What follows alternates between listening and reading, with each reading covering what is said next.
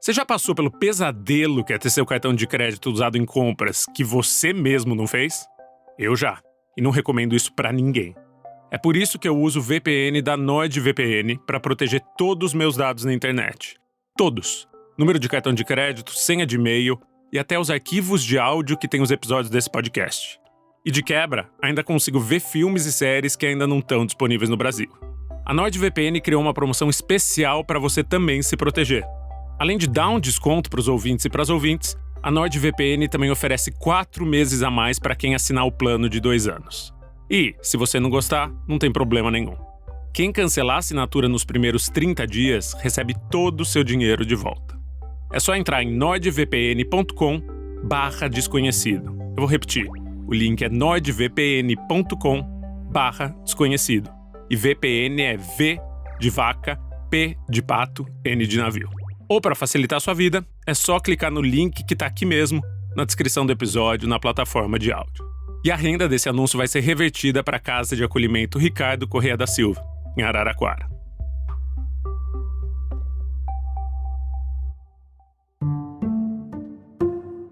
Posso pedir um favor para você? Mas só se não for dar muito trabalho. Você poderia, por favor, seguir o podcast e dar uma nota, de preferência 5 estrelas, assim que terminar de ouvir esse episódio? Isso ajuda muito a gente. Valeu! Eu acordo na primeira sexta-feira de maio e, antes de tomar café da manhã, recebo um e-mail da Isabel. O assunto do e-mail é: leia isso.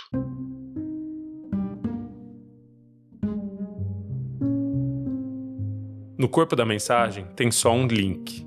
Eu clico nele e sou levado a uma entrevista do Jornal de Araraquara de dezembro de 1999. O título da entrevista é Marcelo Corrêa é reconduzido ao destaque, e a matéria fala sobre os hábitos de um escritor e colunista social da cidade do interior.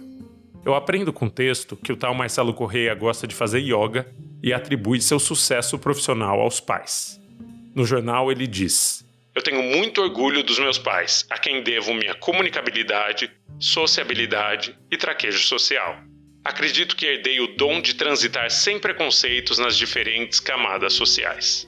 De primeira, eu não entendo por que ela me mandou essa notícia. Até chegar ao quarto comentário feito por leitores no site. E tá escrito o seguinte: Fofão, natural de Araraquara, é filho do Sr. Frank e Sra. Edith. Ele tem 2 irmãos. Um deles, Marcelo Corrêa, é colunista social na Morada do Sol. A Morada do Sol é um grupo de comunicação na cidade de 180 mil habitantes. A pessoa que fez o comentário não se identificou. Essa notícia nunca apareceu nas buscas que eu fiz na internet. E eu vou procurar mais fotos de Marcelo Corrêa. Não sei se eu estou sugestionado pela possibilidade deles serem parentes, mas aquele homem das fotos se parece com o Ricardo. A cara é redonda. As maçãs do rosto são artificialmente altas. A pele é esticada. E o nariz é afinado. Eu consigo na internet o telefone de Marcelo Corrêa. No mesmo dia eu ligo e pergunto se o salão de cabeleireiro dele abre às segundas. Ele diz que sim, que abre quando ele quiser, porque o salão funciona na própria casa.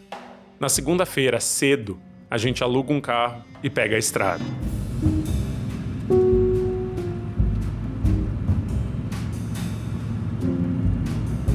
O caminho de São Paulo até Araraquara dura 4 horas.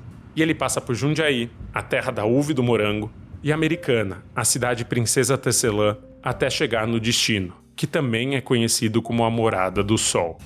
A gente passa as 4 horas de estrada conversando, especulando. Pensamos que Ricardo é o irmão gêmeo que Marcelo cita na entrevista, sem dar seu nome. Se a família é tradicional, logo deve ser rica. Como é que Ricardo foi parar na rua? Será que ele foi abandonado? Saiu de casa em algum momento?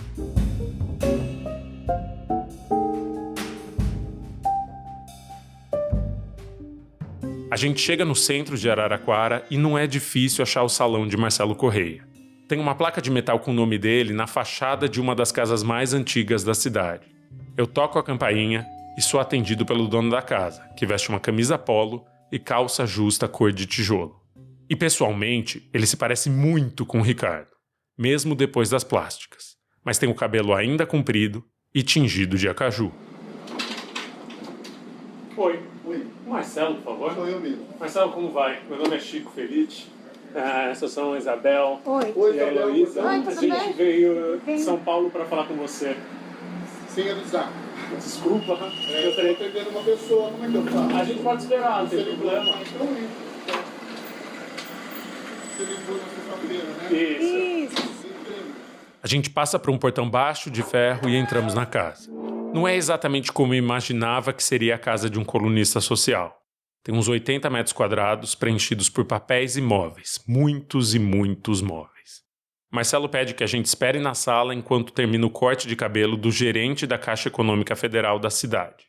A sala é escura e tem um aroma peculiar. Tem um cheiro de guardado misturado com um odor mais humano. As paredes estão repletas de pinturas que parecem ter sido feitas por amadores e o chão é cheio de antiguidades. Todos os itens estão à venda. Uma poncheira de louça verde bandeira custa R$300, diz a etiqueta colada nela. Um aparelho de abdominal quebrado no canto da sala sai por R$30. Além das antiguidades, tem uma cama hospitalar encostada na parede em frente ao sofá de plástico cinza onde a gente está sentado. Em cima da cama está uma idosa deitada. Ela está nua da cintura para cima porque jogou no chão o cobertor. É Edith, a mãe de Ricardo e de Marcelo. A gente estava prestes a descobrir isso. E também descobriríamos que ela completava naquele dia 78 anos.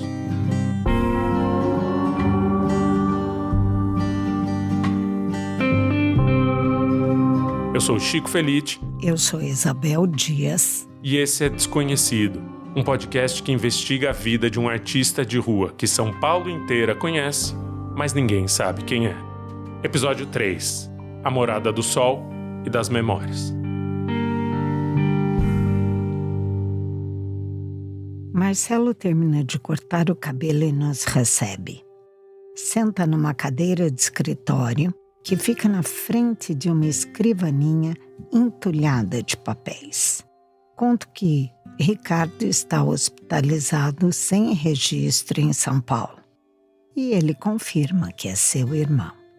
O desconhecido de fato se chama Ricardo Correia da Silva.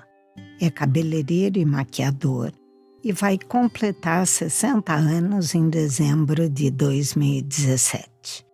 Marcelo diz que não é a primeira vez que isso acontece nos últimos 40 anos. Nem a segunda, nem a quinta. Marcelo conta que já retiraram o irmão com camisa de força daquela mesma casa e que da última vez que Ricardo esteve em Araraquara, 5 anos atrás, não o recebeu. Diz que sente medo e quer romper um ciclo de dor. Ele aceita ser gravado enquanto conversamos. Que dia que vocês vieram no aniversário da mamãe? 78 anos de idade. Você vê como as coisas parece que se encaixam. Com certeza. Você está contando, eu estou vivendo com você a história aqui. É isso que eu estou contando no meu romance. O meu romance chama-se Pode Esquecer, Mamãe. E tem um capítulo que é só sobre os títulos que o livro poderia ter.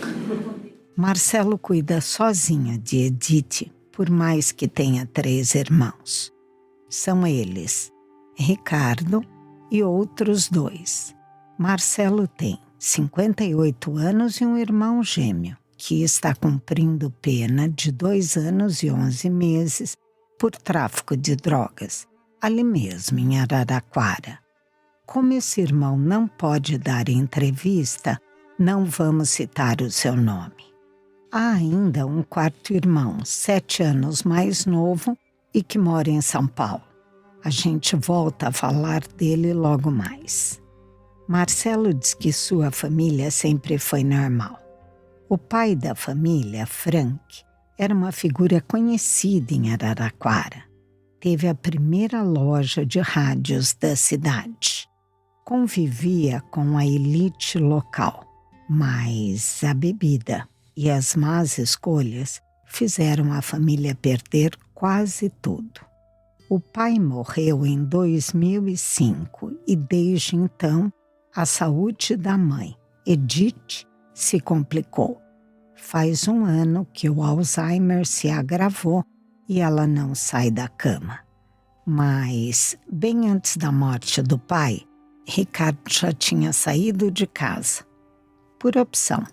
Terminou o ensino médio e foi ser cabeleireiro em São Paulo. E depois começou a trabalhar, eu tinha um dom, né? Eu fui trabalhar com ele porque realmente, gente, olha, eu tenho 36 anos de profissão como cabeleireiro. Eu aprendi muita coisa com ele, muita coisa. Papai chegou a dizer para mim isso uma época, eu falei, Marcelo, você é um profissional que tem as coisas com o Ricardo, você tem disciplina, você trata o seu cliente com respeito, você tem outras, né? Mas assim, o dom que o seu irmão tem, eu falei, papai não serve de nada, né? Marcelo tece uma lista de salões de beleza onde Ricardo trabalhou. Casarão, Shirley's e uma porção de outros que a gente vai visitar em breve. Ricardo passou a maior parte da sua juventude em São Paulo. Por um período de 2 anos, nos anos 80, voltou a morar em Araraquara, só que estava com um namorado.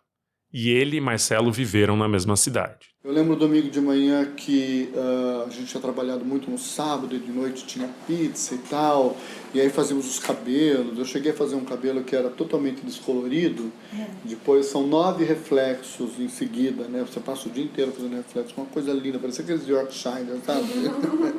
E o Ricardo fazia muito isso, né? Sim. E cada vez que porque a gente vai se aprendendo. Cada vez que ele me vê, ele fala do cabelo. Primeiro que ele me chama de Jane Fonda. E aí cada vez ele fala, não, são 4 gotas, ele dá uma receita que é incrível. Ele conhece realmente muito a profissão. Conforme os irmãos foram crescendo, a sexualidade virou uma questão na família. Marcelo é bissexual. Foi casado por 5 anos com uma mulher, que ele chama de Cláudia Marina Baronesa de Miranda. O irmão que está preso é gay, assim como Ricardo. Foi por causa da sexualidade, inclusive, que Ricardo se mudou para São Paulo. É o que o Marcelo conta. O irmão Marcelo ficou no interior estudando letras, mas ia passar temporadas com Ricardo na capital. Foi nessa época que Marcelo começou a aprender o bico que compartilha com o irmão mais velho. Eu atendi várias celebridades que tinham sido atendidas por ele. A Alcione, sabe? Esse pessoal, quando chegava em Araraquara, me ligava. Eu atendi Tônia Carreiro, atendi Glória Menezes, elas estiveram no meu salão. Vinham pra fazer por conta dessa influência com o Ricardo, porque aí eu já era conhecido fazendo televisão, tinha o programa Fama e tinha coluna social, então todo mundo me conhece da cidade. Marcelo, de fato, é uma celebridade local. Teve um programa de colunismo social na TV Mulher, na década de 90. Foi colunista de jornais araraquarenses. Chegou até a ser citado numa reportagem da revista Veja como uma das pessoas mais influentes da região. Hoje, ele se divide em vários empregos. O segundo quarto da casa é ocupado por uma cadeira e uma mesa de massagem. Marcelo também é massoterapeuta, se for necessário. E Edith dorme na sala mesmo. Marcelo tem muitas atividades. Dá aula de yoga, faz assessoria de imprensa e também é filiado ao Partido Progressista, sigla de direita cujo maior expoente foi Paulo Maluf. Eu pergunto para ele se vai se candidatar a algum cargo, enquanto ele revira pilhas de contas, procurando uma coisa para me mostrar. Eu abri mão da minha candidatura para vereador para ajudar 27 outros vereadores. E eles vieram aqui durante acho que um mês inteiro, durante a campanha. A gente ficava das 7 às 10 da noite com a mamãe aqui. Uma vergonha, gente, essa casa imunda. A mamãe cheirando xixi, cocô e a casa sua, gente, água, café, sabe? Pessoas importantíssimas na minha casa, mas a gente lá fazendo. Pergunto se ele não fica assustado por fazer parte de uma família com um histórico mental desses, com o Alzheimer da sua mãe e a condição de saúde de Ricardo.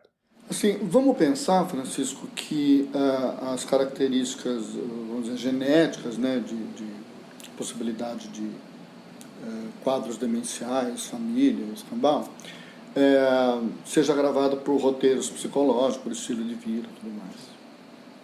É aí que você queria chegar, né, senhor jornalista?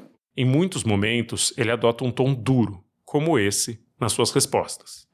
Respeite a minha empáfia, a minha prepotência, o meu pedantismo, a minha arrogância, o meu pernosticismo. Não é? Até que ele começa a fazer piada da sua própria raiva. Diz que foi a um psicólogo e que lá ouviu que a ira o motivava. E ri. Enquanto fala do seu temperamento, a mãe murmura alguma coisa que não conseguiu entender. Marcelo se levanta, vai até a cama onde está Edith e pergunta se pode ler um poema que ele escreveu. A gente diz que sim, por favor. O fogo brando das lembranças gastronômicas. Eu não sei cozinhar, mas é como se soubesse. Cozinhar é meio que escrever. Você vai cozinhando em banho-maria e oração. Quando a mamãe cozinhava, aquela dinâmica pia-fogão atraía meus instintos de criança. Posso ajudar, mamãe? Pode. Lave a louça. Antes eu lambia os beiços, as panelas e os dedos. Hoje eu cozinho para ela. Aprendi sem saber. Fervento as lembranças, frito os miolos para recuperar a memória dos temperos, aromas e sabores.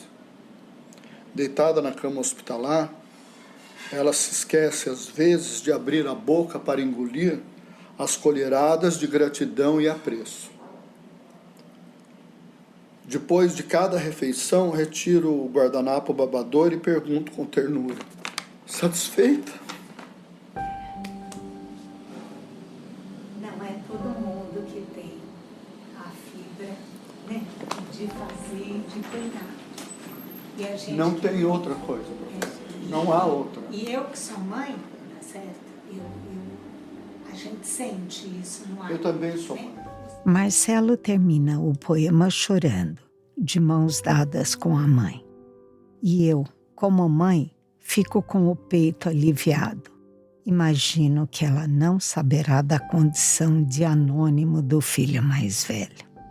Internado num hospital de serviço público, sem nome, sem identificação. Sinto uma dor no coração em me colocar na situação dela.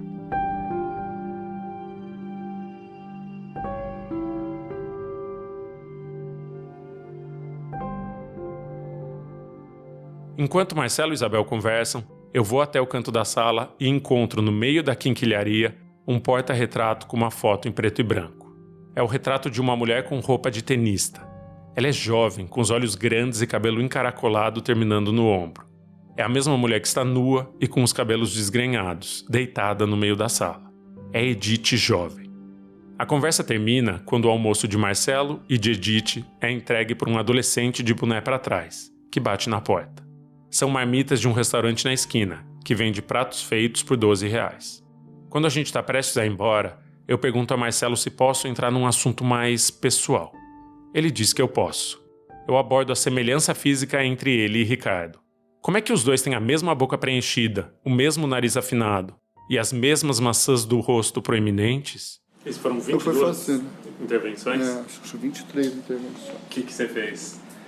Eu fiz tudo que você imaginava. Uma listada. Queixo, eu só não mexi no nariz, mas eu estiquei aqui 2 vezes, a pálpebra, mini lifting aqui. Você tinha quantos anos mais ou menos, né? Não, foi fazendo assim, no decorrer da vida. Então chegou uma hora que eu falei, chega. O Ricardo fez nariz também, né? Além do silicone. 5 vezes, 5 vezes? Tudo aqui na região ou foi lá em São Paulo? Fez lá em São Paulo. Já na porta, Marcelo me dá o número de telefone do irmão mais jovem. O nome dele é Júlio e ele mora em São Paulo. Mando uma mensagem para Júlio, me apresentando e dizendo que seria um prazer conversar com ele para um programa de rádio sobre a vida de Ricardo. Conto que Ricardo está no hospital, onde teve de amputar um dedo. Júlio me responde dizendo que está fora de São Paulo no momento e que me procura quando estiver de volta.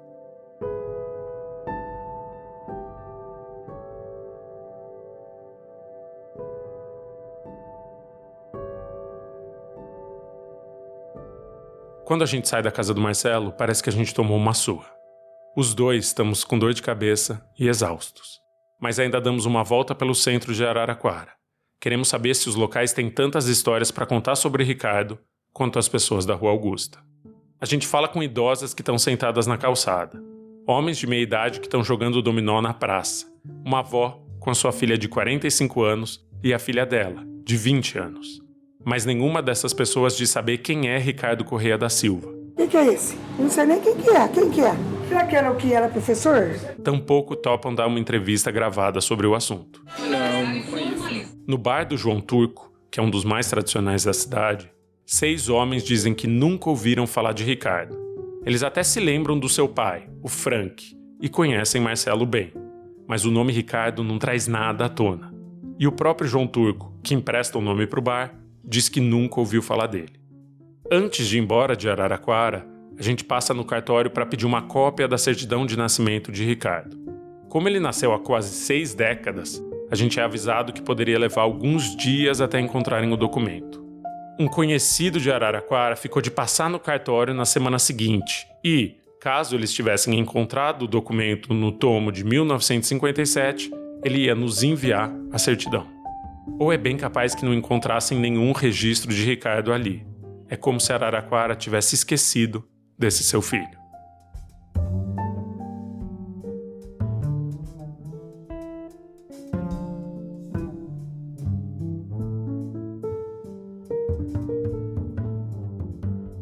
Virgílio Abranches é diretor do programa do Gugu.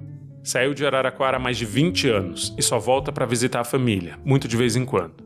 Mas se lembra imediatamente da figura de Ricardo quando nos encontramos numa padaria em Higienópolis e eu pergunto para ele se o homem da Rua Augusta fez parte da sua infância em Araraquara. Eu me lembro que era na minha adolescência, nos anos 90, e é muito clara para mim a imagem dele na rua e as pessoas dizendo que ele era perigoso e que ele era garoto de programa. Mas eu não lembro a primeira vez, mas eu lembro a imagem dele e já tinha... Eu acho que ele não era tão deformado como ele é agora, não tinha essa deformidade no rosto como até agora, mas ele já tinha um rosto mais estranho, acho que ele já tinha começado a fazer as aplicações. Ele disse que via Ricardo na Avenida 36, uma das mais nobres da cidade, sempre à noite, vestindo roupas de mulher. Ele era um personagem caricato pro mal. Caricato sempre pro mal. Mas assim, ele não era um personagem querido da cidade. Não era uma pessoa que as pessoas falavam com carinho, brincavam positivamente com ele. Era uma personagem marginalizada pela cidade. Ele era ridicularizado. Conto pra ele que a gente conversou com várias pessoas em Araraquara e que nenhuma delas disse conhecer o homem de rosto singular. Araraquara é uma cidade conservadora. Então assim, eu acho que chega alguém de fora, como você foi, um jornalista de fora, de São Paulo, de uma publicação, acho que assusta, porque é um tema que é tabu. Para uma cidade como aquela, você ter...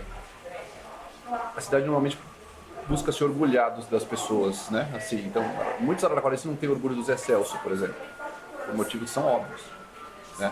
As pessoas têm preconceito, porque dizem que o Zé Celso é louco, até pelo fato de ser homossexual. As pessoas querem se orgulhar da sua cidade, querem se orgulhar dos seus personagens. Eles não vão falar do Fofão da Augusta, que é marginalizado em várias frentes, esteticamente, por causa do homossexualismo, enfim, pela história. Enfim, eu acho que a cidade tem vergonha. Muita gente da cidade tem vergonha de dizer que ele é de lá, então a pessoa não fala, a pessoa não assume, não finge que não conhece, porque em grande parte das vezes é mentira. É o que pareceu. Obviamente, dependendo de quem te falou isso, é mentira, porque ele era muito conhecido. Depois de conversar com o Virgílio, eu falo ainda com outra araraquarense, uma apresentadora de TV de 30 e poucos anos de idade, e ela confirma, sim, ela conhecia Ricardo quando ainda morava na cidade do interior. Diz que todo mundo lá conhece, mas que não quer dar uma entrevista porque a vida dele já foi sofrida demais. Ela tem medo que uma reportagem sobre ele possa trazer ainda mais sofrimento. Eu passo a compartilhar um pouco o medo dela. Mas acredito de verdade que contar a história de Ricardo pode trazer mais compreensão para pessoas que são como ele, muito mais do que apenas trazer a dor de remexer velhas feridas. Mas isso a gente ainda vai ver.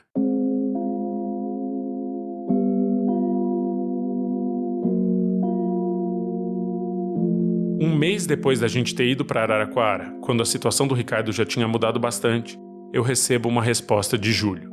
O irmão mais novo pedia desculpa pela demora, disse que só tinha voltado agora para São Paulo e propunha de encontrar a gente na praça de alimentação de um hipermercado no Itaim Bibi, um dos bairros mais ricos do Brasil. É lá que ele mora com a mulher e com as 2 filhas. Júlio se formou em Geologia na Universidade Estadual do Rio de Janeiro, mas não trabalha mais na área porque não consegue emprego. Faz menos de um mês que ele começou a dirigir um Uber. Diz que não é só pelo dinheiro, mas também pelos contatos que ele consegue estabelecer com passageiros. Ou, como ele mesmo diz, pelo networking. Seus cabelos são fartos e só estão começando a ficar brancos agora, aos 52 anos de idade.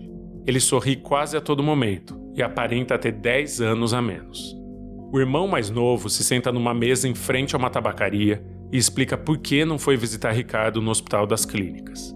Diz que já o ajudou a receber alta algumas vezes. A penúltima foi em 2010, num hospital conhecido como Vermelhinho, que fica na zona norte da cidade, e que é o campeão de reclamações do público na ouvidoria municipal. E a última foi em 2015, quando ele tinha sido internado no Hospital Nossa Senhora dos Pequetitos, perto da represa de Guarapiranga. Não tenho condições de acolher. E aí eu fui, expliquei isso para a assistente social, ela insistiu, até que num determinado instante eu falei assim, você quer o quê? Um documento? Eu te dou um documento. Ó, nós não temos condições, nós não temos convivência familiar, a convivência com ele é complicada, aqui nós temos a situação, pô, eu tenho meninas, eu tenho isso, não posso, né? Não posso acolher, tal. Então, ó, eu lamento muito, mas ó, o Ricardo, tudo que ele tem hoje é opção dele. É opção dele. Não foi ninguém que falou assim, você fora de casa, você vai viver na rua, nós não vamos te acolher. Tudo foi opção dele. Né? Então, isso é uma verdade. E ninguém, pelo menos eu, posso te dizer o seguinte, ó, eu jamais quis o mal do Ricardo. Eu jamais quis pegar o Ricardo, eu quero que esse cara se exploda, eu quero... Nunca. Pelo contrário, eu sempre tive até uma preocupação com uma certa ternura, uma curiosidade de querer entender e tal. A relação dos dois foi próxima no passado, mas os dois já mantêm um contato eventual há quase 4 décadas. Os dois dividiram quarto até os 13 anos de Júlio, quando o Ricardo partiu de Araraquara. O Ricardo fez 21 anos e num sábado. E no dia seguinte, um domingo, eu lembro de um táxi parando na porta de casa e ele saindo de casa como ele prometeu que ele ia fazer. Ele falava a vida toda que ele ia para Paris, não sei o que e tal, e ele fez isso e saiu de casa. A partir do momento que ele saiu de casa, ele veio para São Paulo e nós seguimos nossa vida, e ele teve aqui, viveu a vida dele aqui normalmente.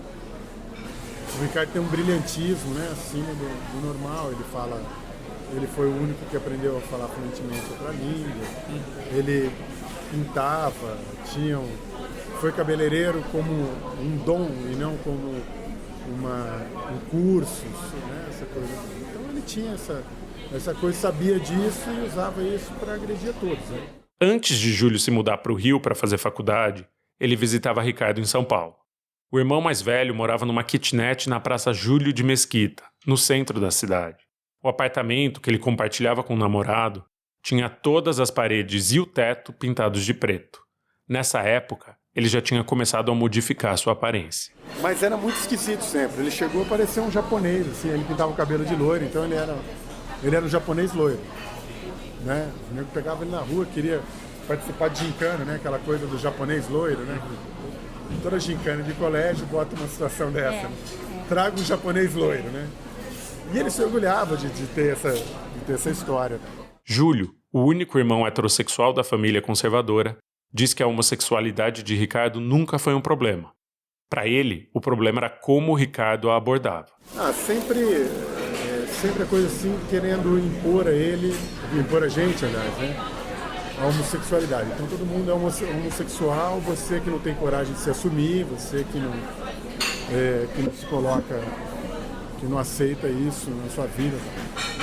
Né? Então uma vez a convivência estava ótima e ele foi para Araraquara, a gente tinha aquelas coisas de italianão, né? Os almoços de domingo, jantar lá, fim de semana. E o Ricardo ia e tal, e quando o negócio estava indo bem, ele criava uma situação de querer arrumar uma briga. E arrumar briga era sempre na agressão, de colocar a mão na sexualidade, e essa coisa de, você é viado, você que não sabe que é viado. Ou sabe, mas não quer se assumir porque você tem medo de ser reprimido pela sociedade. Ele conta que durante a juventude, Ricardo era conhecido em Araraquara como Batiguel, na pronúncia brasileira mesmo. Júlio diz que não sabe o porquê do apelido, mas que por anos foi chamado de o irmão da Batiguel. Vocês pensam que é fácil? Pegar o Ricardo e, imagina, estar num lugar público com ele? O Ricardo, quando eu morava no Rio, ele foi no Rio, eu morava numa república, ele foi no Rio com o Wagner. Então o porteiro chegou a falar assim, pô, e essas bonecas que vieram aqui? E sabe o que é pior? O Marcelo foi atrás. No Rio de Janeiro. No Rio de Janeiro. Então ficaram os 3, o Ricardo, o Wagner e o Marcelo. E o porteiro fazendo piadinha. E eu morava com outros 5 caras. perto da faculdade. Então você imagina o que foi isso quando eu tinha, isso aí, sei lá, eu tinha 21, 22 anos. Né? Júlio conta sobre a família. Diz que Edna, o primeiro nome de que Ricardo me chamou no hospital, é o nome da tia dele. Uma tia que mora em São Paulo. Hoje ela tem 80 anos e continua ajudando o Ricardo de vez em quando. Por falar em dinheiro, da primeira vez que nos falamos por telefone, ele mencionou um dinheiro a que Ricardo teria direito. Pergunto que dinheiro é esse? É proveniente da herança do tio Heitor, que é o irmão do meu pai, que não tinha filhos e que faleceu depois do meu pai. Então ficou metade para o tio Heitor, aliás, metade para o tio Odail e metade para o meu pai. Para nós dividimos em 4. Então tinha um dinheiro no banco, então, foi dividido, cada um pegou uma parte. Vocês conseguiram ter acesso à parte de vocês? Nós conseguimos. A do Ricardo ainda está depositada em juízo. É valor, só ele retirar? É um valor considerável, é só ele ir lá com a carteira de identidade dele no fórum, em Araraquara. De quanto a gente está falando? Na época, R$35 mil, deve ter uma correção hoje. Então, eu já me propus administrar para ele o assunto. E assim, ó, por mais dificuldade financeira, qualquer coisa, é dele. Eu nunca pensei, jamais pensei em usar o dinheiro dele para qualquer coisa que não fosse para ele. Mas eu sei da dificuldade que isso pode ser para ele, de ter o dinheiro na mão, de cuidar da ação, de ter isso. Voltamos a conversar sobre a vida. Júlio é um homem simpático, que entende muito de tênis. Aprendeu com a mãe, que na juventude era uma das melhores jogadoras de Araraquara. Ele conta que as 2 filhas, hoje com mais de 20 anos, só encontraram Ricardo quando eram crianças, que apertavam suas bochechas e ele ria. Mas minutos depois, Júlio logo volta a falar do dinheiro a que Ricardo tem direito. A gente sabe que não foi sacar o dinheiro, embora a gente não tenha acesso. O que acontece? Uma vez que o dinheiro está depositado em juízo para ele, ninguém sabe. Ninguém tira. É dele. Só se ele fizer uma procuração autorizada ou for lá pessoalmente. E o dado se torna sigiloso. Ninguém sabe se o dinheiro foi retirado.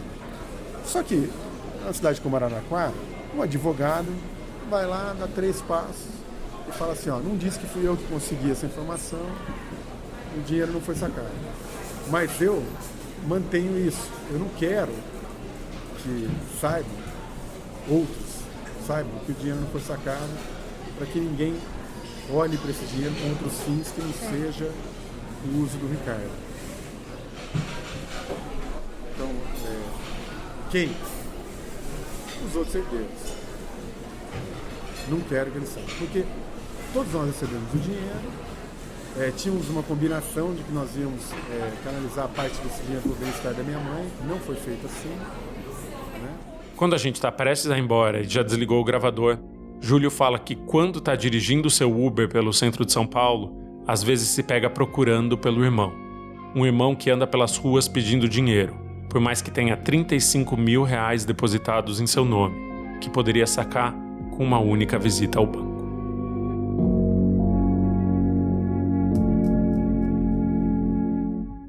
No próximo episódio de Desconhecido... Teve um relacionamento de pai e filho.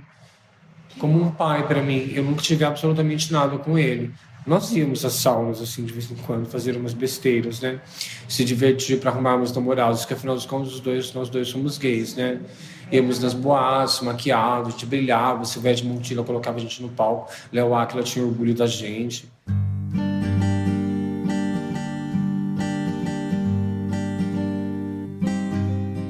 Quer ouvir agora todos os 6 episódios de Desconhecido? Pois você pode. É só apoiar o podcast na Aurelo por a partir de R$ 9,90 por mês. Você consegue cancelar esse apoio na hora que quiser, com um clique. O link para apoiar está no texto de descrição desse episódio. E toda a renda desse podcast vai ser revertida para a Casa de Acolhimento Ricardo Correia da Silva, em Araraquara.